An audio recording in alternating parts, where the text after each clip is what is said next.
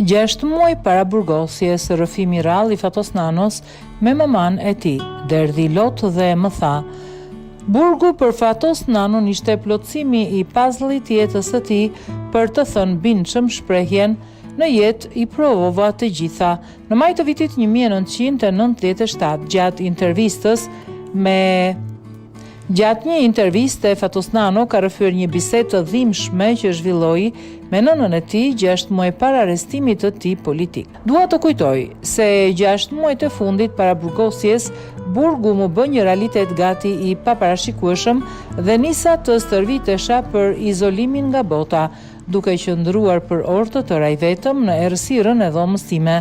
3 ditë para arrestimit tërhoqa veç nënën, që vuante nga zemra dhe mund të pësonte shok për shkakun tim dhe i thash: mama, me mua mund të ndodh gjithçka, nuk dua të shqetësohesh. Ajo më përgjigj duke derdhur 2 pika lot. Unë të kam bekuar një herë kur i hyre e kësaj rruge dhe do të dua çfarë do të ndodh me ty.